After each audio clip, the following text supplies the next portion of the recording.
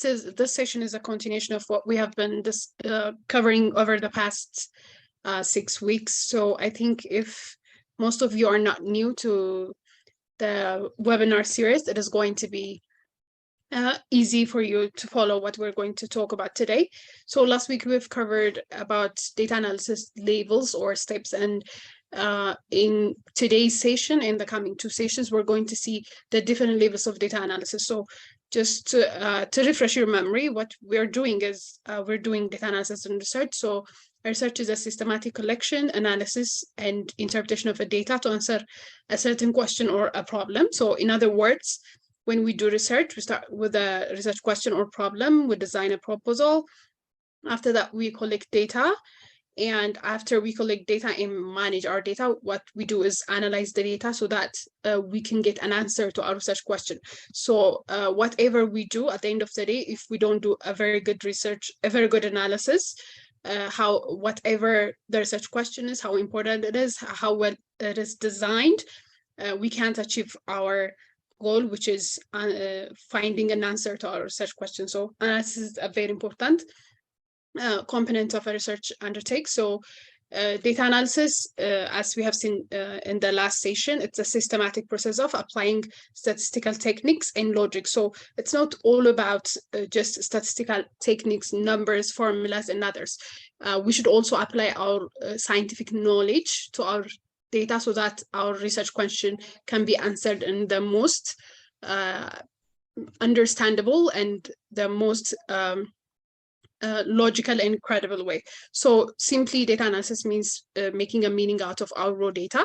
So the process of data analysis has 3 levels or steps. The first one is describing the data. So after we collect a data, we have this raw data on our spreadsheet, on our statistical software. So what we do is we start by describing the data.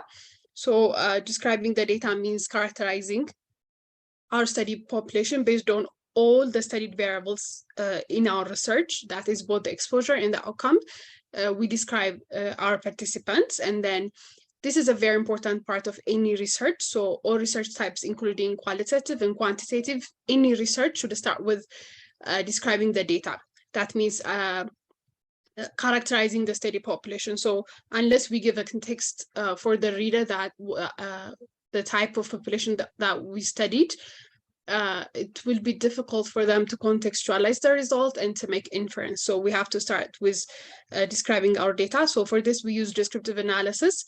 So this is what we're going to see today, descriptive analysis. So the other level of data analysis next to descriptive analysis is comparing groups or comparative analysis. And the third one is building relationship or finding the significant factors that affect our outcome. So these will be the things that we're going to cover in the subsequent sessions. Today, we will see descriptive analysis. So there's a very important or key factor in any data analysis tool selection. And it is something that we apply for all levels of analysis.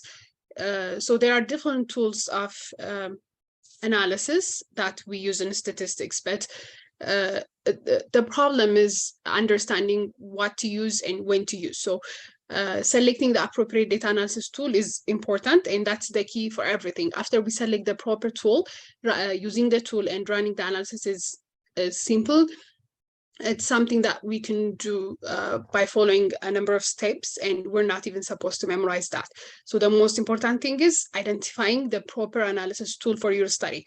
So this depends on, for any of the levels, I'm talking about all the levels, not only descriptive, but comparative and regression analysis. It always depends on the scale of measurement of the variable that we want to analyze. Let's say I have collected information on blood pressure. So how do I analyze blood pressure? So what's my interest, whether it's descriptive, comparative, or regression analysis?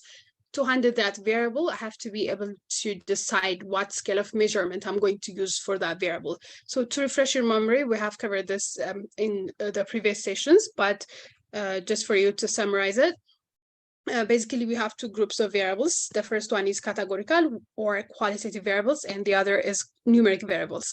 So in categorical variables, we have two types of scale of measurement, two potential possible types of scale of measurement. The first one is nominal. Nominal is we have the categorical responses. They don't have any natural order.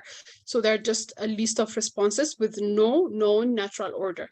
So for example, gender, male and female, they don't have any sort of order. We can't say that female is higher than male, or for same works for religion and response to treatment, if it is labeled as yes and no. But sometimes our categorical response variables can have a natural order. That means to achieve this, the subsequent order or the higher level of response, a person has to go through the previous responses. That's mandatory. For example, a stage of a disease. Someone, if you find someone at stage 3 of some cancer, just because you find that patient at stage 3 doesn't mean the patient developed stage 3, say, without going through the previous stage 1 and 2 parts of the disease. So it's mandatory for a patient to go through all of these stages before reaching to stage 4. So this makes it an ordinal response. It has a natural order. And the other is response to treatment with some sort of scale. For example, no response, improved, recovered. So a person before recovery will definitely show improvements, and then that's how it goes. So you have to make sure that your categorical variable is either nominal or ordinal. You have to decide that. So the other group of variable that we can have is numeric. So like age, for example. So when we have numeric variable, it's also divided into two groups. The first one is, it can be a discrete or count data. That means the responses assume only integer values, whole numbers. For example, length of hospital stay, if you are measuring it in days, you can measure it in somehow in a day and a half, stuff like that. But if you prefer to measure it in just a whole number of days, you are going to say that the patient stayed in the hospital for 1 day, 2 days, 14 days, 32 days, and stuff like that. So it doesn't assume any decimal places. So this makes it a count data. The other is number of cases with hypertension. Since we're talking about patients, we don't have like 1.5 patient. It's going to be like 1, 2, 3, and stuff like that. So it's important to identify whether your data is account data or not. The other group is continuous data. A continuous data is a numerical response that assumes values on a continuous scale. So that means decimal values are also possible. For example, weight of a patient, the height of a patient, laboratory values like serum potassium level. So this is very important. Believe me, if you memorize this is something very easy that you should be able to memorize, like starting from now, even if you're not aware of these previously. So if you can identify properly what your variable is, whether it's nominal, ordinal, discrete, or continuous, then it will make everything easy in selecting proper statistical analysis tools. So let's see. Let's start with, since we're going to talk about descriptive analysis, as we have seen, we can have either categorical or numeric variables. So let's say we have a categorical variable. How do we summarize that variable? For example, let's say we have a disease outcome, which is classified as recovery or complication, just a simple nominal responses among a study population of 400. How can we summarize this finding? So if this is in some sort of statistical software or spreadsheet, we're going to have the data of the 400 population like this, just in a row, in a column, just like that. So what we want to do is we want to summarize and give a summarized response. So what are the possible ways of summarizing it? How would you like to summarize it? Maybe you can drop your answers. I'll give you 30 seconds. What are the different ways of summarizing it? How can you summarize it? You have 400 patients, you have collected data on them, whether they have recovered or complicated, and you have 400 data entry. So how can you summarize it?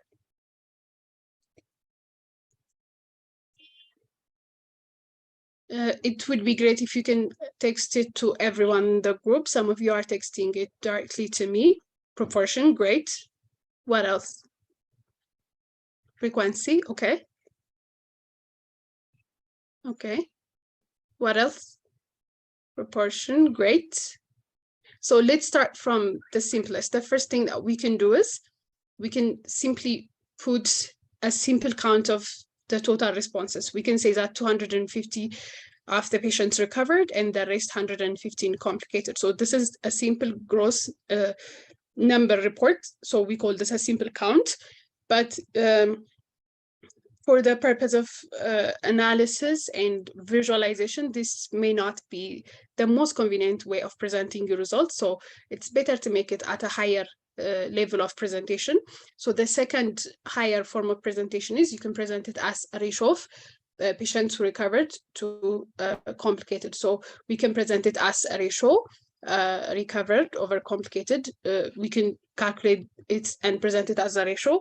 The other is the highest form of ratio is a proportion. A proportion is, for example, if you want to present the result for recovered, the proportion will be calculated as the number of recovered divided by the total population, which is 400 times 100%. So this is a higher form of ratio where the denominator is the entire study population rather than the other group. So you can calculate it this way. This is probably the commonest form of reporting that you have seen. That's why you have texted proportion. So when a proportion becomes more advanced and when it's presented with the dimension of time, we call it rate.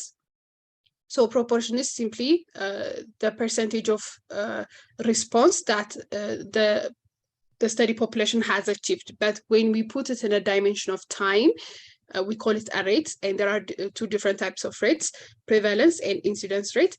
If you remember, I have presented it during the previous sessions. Depending on the study design that we use, the proper form of rate that we calculate differs. For example, if we're using a cross-sectional study design, the case control design, what we can report is prevalence. Prevalence means the total number of cases that we have over the total population, but incidence is a bit different. Incidence talks about the number of new cases among a group of potentially susceptible population. So this talks about the risk of disease in a population, incidence. So it's a proper to use rates in a cohort and experimental studies.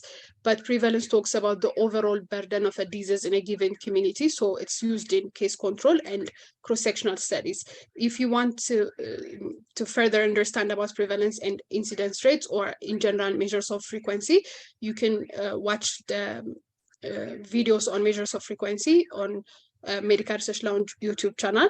So I just want to keep it short, and I just want to show you what options we have for summarizing our data and how to use it on a basis.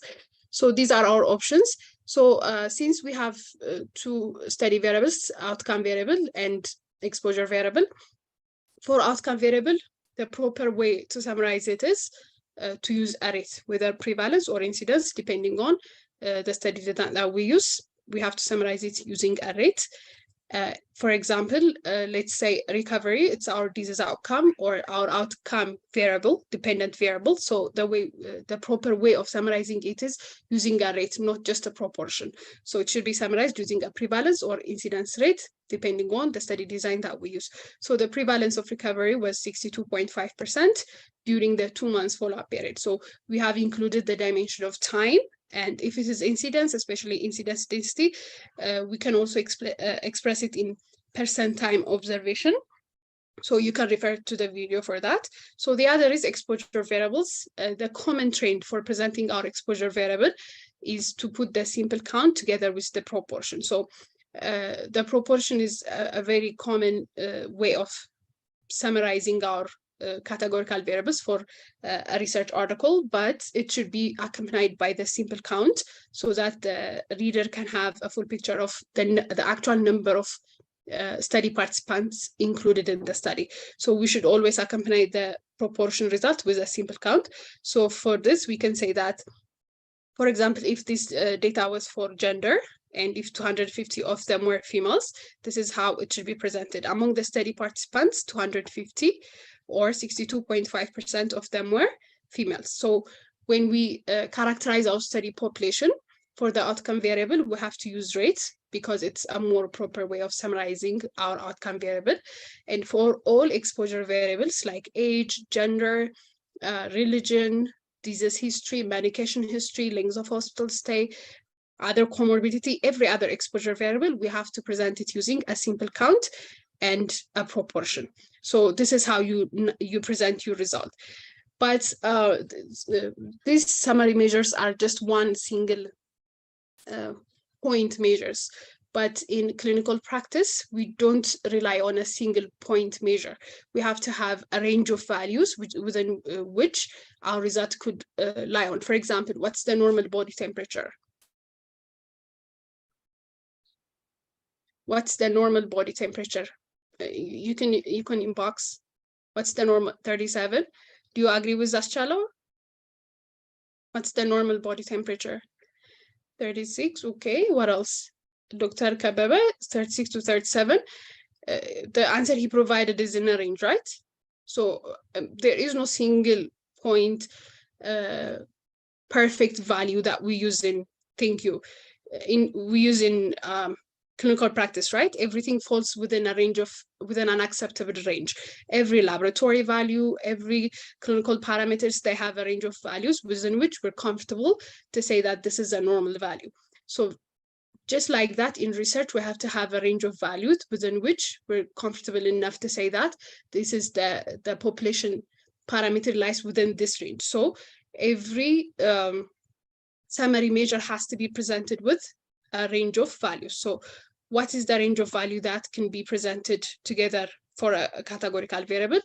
It's a confidence interval. So a range of values is always important. So it should be accompanied by confidence interval. It could be 90%, 95, or 99%, depending on the level of precision that we have selected for our study. Since the commonly used level of precision is 95%, it's a train to present our 95% confidence interval range. But this is not a train for exposure variable. Rather, we usually present the confidence interval for our outcome variable, not for every single exposure variables. So our outcome variable, we have presented it this way, but now since we have to accompany it with a range of acceptable values, we have to correct it this way. So the prevalence of recovery was 62.5%, and the 95 confidence interval was like this. So we should present it this way. It's all right. I'm going to show you on a spaces how to run this. So we will see it there. So it's also important to put the simple count here as well. Like the number 250 in bracket 62.5. And then we have to accompany it with a confidence interval. So among our exposure variables, if there is a very interesting, a peculiar exposure variable that we are interested in, we can accompany that variable with a 95 confidence interval. Otherwise, it's not a train to present the exposure variables in a range, rather it's the outcome variable. So when we come to the numerical variables, let's take one variable and let's see how to summarize that. So let's say we have length of hospital stay that we want to measure in days. So just like the categorical variables, first we have to find one central value, one middle point that can summarize the entire raw data. So there are different ways of finding a central value or the average value for a numerical variable. The commonly used ones are mean, median, and mode.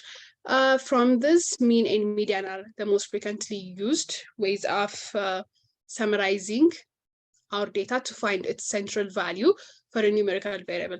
But as just like the categorical variables, we have to accompany our result by a range of acceptable values. We just can't provide a single number.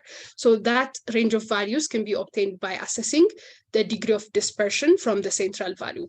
There are different ways of measuring degree of dispersion from the central value. These are standard deviation, interquartile range, and variance. And from this, the commonly used ones are standard deviation and interquartile range. And so we have to combine these central values with measures of dispersion to present our results. So the first one is mean with standard deviation. So every time you use a mean, it has to be accompanied by a standard deviation. You can't accompany it by a range, it's not acceptable. Mean has to be presented with a standard deviation. If you use a median, it has to be presented with interquartile range. So these are the two combinations that we use when we summarize our data. So what's the criteria to use mean or median? Let's say I have the length of hospital stay here that I want to measure in days. So shall I use mean or median? What do you think? Shall I use mean or median? I have length of hospital stay.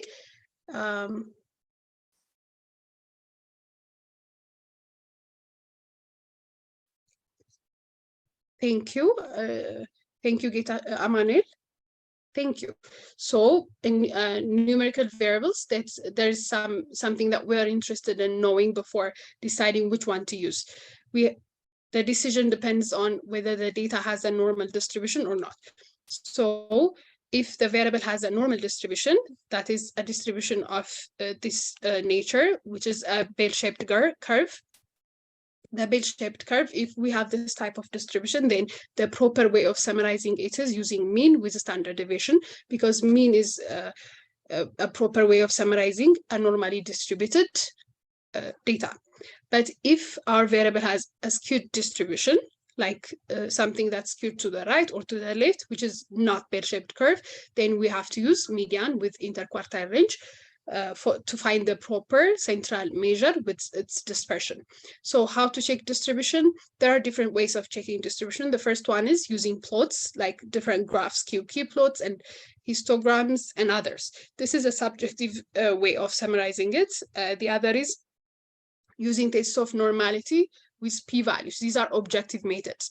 So these are objective tests which can give us p-values, a clear cutoff point based on which we can decide whether our data has a normal distribution or not.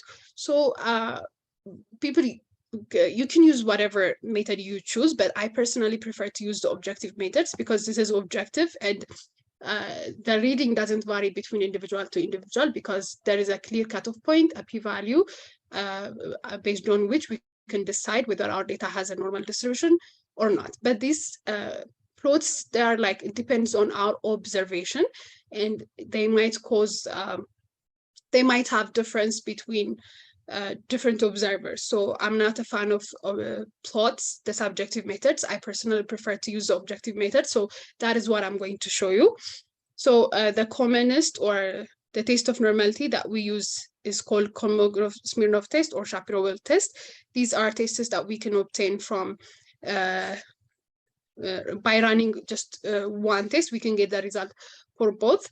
Again, to find the details of this, you can read on the MRL daily tips on linear regression, where you can find the details of the tests. But here I'm going to show you what the hypothesis is simply. So every test has, every model assumption test, model adequacy test, they have a null and alternative hypothesis. For a normality test, the null hypothesis says that the data has a normal distribution. So normal distribution, the data has a normal distribution, and the alternative hypothesis says the data is skewed. So acceptance and rejection is based on the p-value. In null hypothesis, whatever type of hypothesis that we're dealing with, if it's a two-sided test, a p-value of greater than 0.05 means we have to accept the null hypothesis. A p-value of less than or equal to 0.05 means we have to accept the alternative hypothesis. So if our p-value is less than 0.05 or a significant p-value, that means our data is skewed. And that means it's not normally distributed. We have to use median. But if our data has a p-value of above 0.05, it's saying that we should accept the null hypothesis, which says the data has a normal distribution. So if the data has a normal distribution, we have to run mean with standard deviation.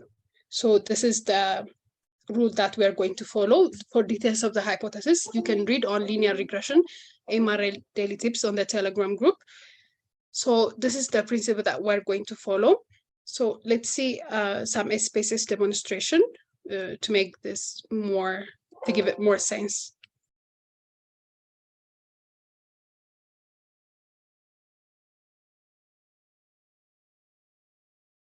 If you have any question in the meantime, you can drop your questions and Teddy will get to it. So you can see the screen, right? Teddy? Yes. Yes. Okay, thank you. Okay, so here I have different variables and the total number of observation that I have is 530. I have a data collected.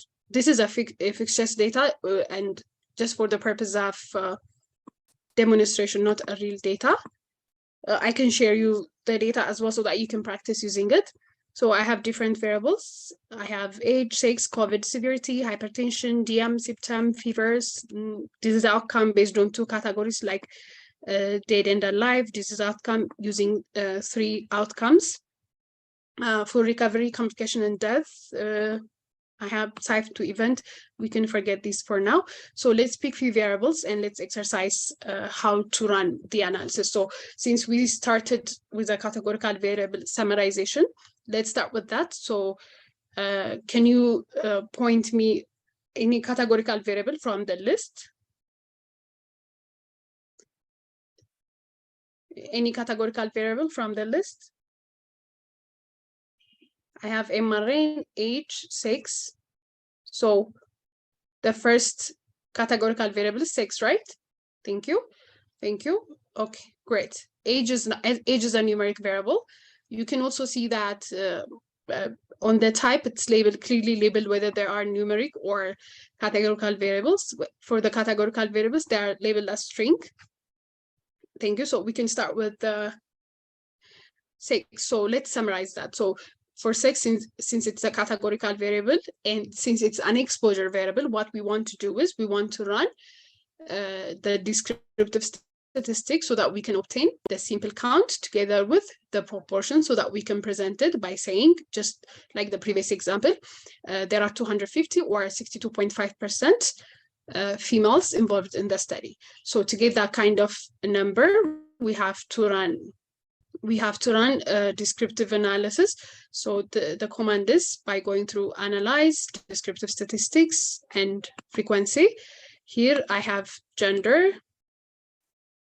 I can take this into here. So since I want my interest is to run a simple count with a proportion, I'm not going to touch any of these menus here. All I've got to do is make sure that the display frequency table here is checked. So we're good to go. We click OK. Then let me share with the output screen. So this is the outputs. You can see the outputs, right? Okay, Yes. so this is okay. Thank you. So frequency means the simple count. So from the 530 participants, I have 227 females and 303 male. And the percentage is also presented. So you can present it by saying that among the 530 participants, 227, in bracket, 42.8% were females. If you present the female part, you're not expected to present the male part because people can assume the rest of the data. So if you have only 2 responses, you can present just one, either the male or the female, and the other can be easily extrapolated. And if you have 3 categories or responses, you can present 2 and leave the other so that the audience can understand on their own. Since we want to keep our result section somehow brief and understandable. So the other is for this is how we can summarize our categorical variable, which is exposure. Here, if we want to use outcome variable with 2 categories, we can also use the 3, but let's use the 2 category response. So if I want to summarize this one, the outcome with 2 category, it's an outcome variable in addition to just running the frequency and the percentage. What I would like to get is a range of values. So to obtain the range of values, I'm supposed to run what? For the categorical response, to obtain the range of values, I'm supposed to calculate what? From the slide, Do you remember what? Yeah, I'm going to calculate the rate, and other than that, I'm going to calculate the confidence interval. Thank you. Since it's an outcome variable, it has to be accompanied by a range of acceptable values, and I have to calculate a confidence interval. Thank you. So since proportion is prevalence is basically similar with proportion in this case, you can read the video again. I can calculate just the same by going through the same process as gender. I'm going to insert outcome to cat variable here. And to obtain the 95% confidence interval, I'm going to click bootstrap here. And on here, I'm going to check the perform bootstrapping option. And here it says number of samples. The total number of participants that I have collected data on is 530. And the 95% confidence interval, that's what the sample size is calculated with and everything. So I'm going to maintain it as it is. But if you want, if you have calculated your sample size using 90% confidence level or 99, you can change it to the proper level of confidence that you have used for the sample size calculation. So the only thing that I'm going to do is just change this to 530 and then say continue. And then I'll say, okay. And on the outcome, on the output window, as you can see, I have the output for dead and alive. So I can present my findings by saying that among the studied population, 101 or 19.2% of the patients died. And in brackets, I can present the 95% confidence interval by putting these two values, 16.2 up to 22.4%. So this is how you calculate your 95% confidence interval by following the bootstrap command. And if you have an exposure variable of interest that you want to see in detail, the confidence intervals and others, you can also calculate it for any of the exposure variables. So this is how we calculate it. So is this okay? I'm going to proceed to the numeric variable calculation. So are we good? Okay, if you have any question, you can drop on the chat box. So here I have for a numeric variable, I have two options of summarizing it, either using a mean with standard deviation or a median with interquartile range. So first, to decide which one to use, I have to run a normality test. So first, I'm going to run a normality test for age. So the normality test for age is going to be analyzed this way. First, we have to go to analyze descriptive statistics, then explore. Here, I'm going to enter age, and I'm going to leave the factor and other parts as it is, and I'll go to plots. On the plots, this is the normality test with plot, normality plots with tests. It will give us both the objective and subjective measures of normality. So I'm going to check that. And since we don't want the others, the box plot and the stem and leaf plot, I can unbox them just to keep my output simple. So I'll continue and then say, okay.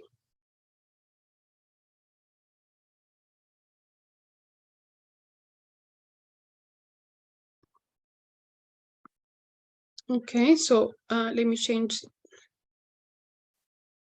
By the way, you can run your analysis while you're on the output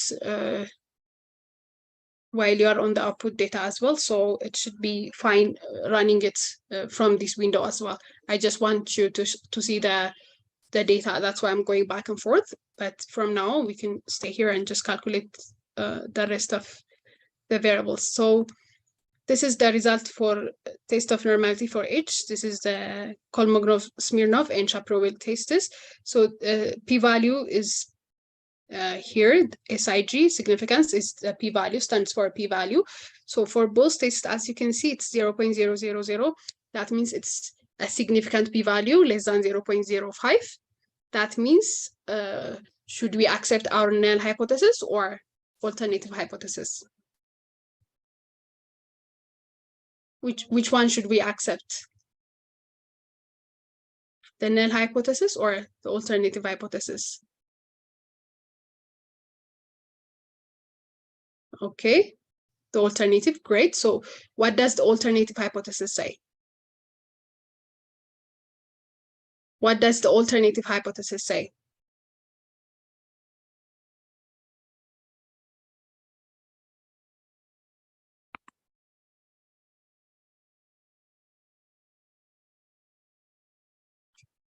It says data is not normally distributed.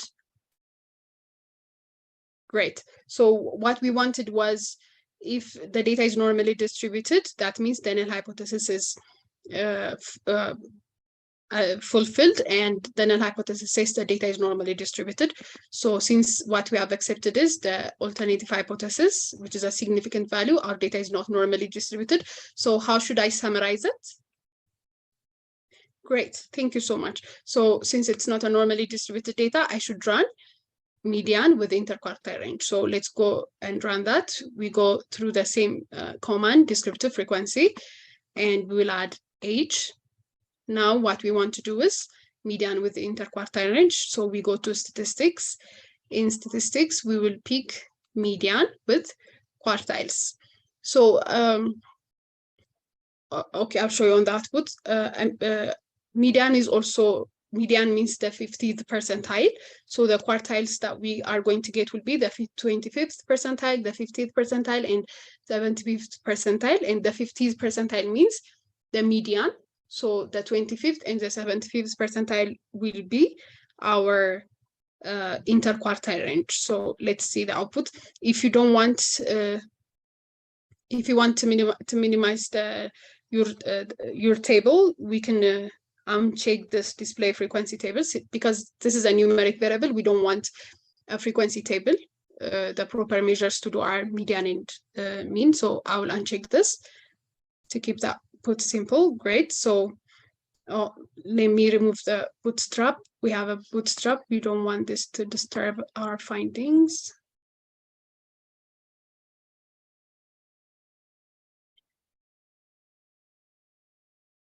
Okay.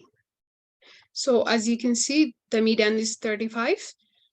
Median means the 50th percentile. So as you can also see on the 50th percentile, it says 35. So our interquartile range is 25 and 49.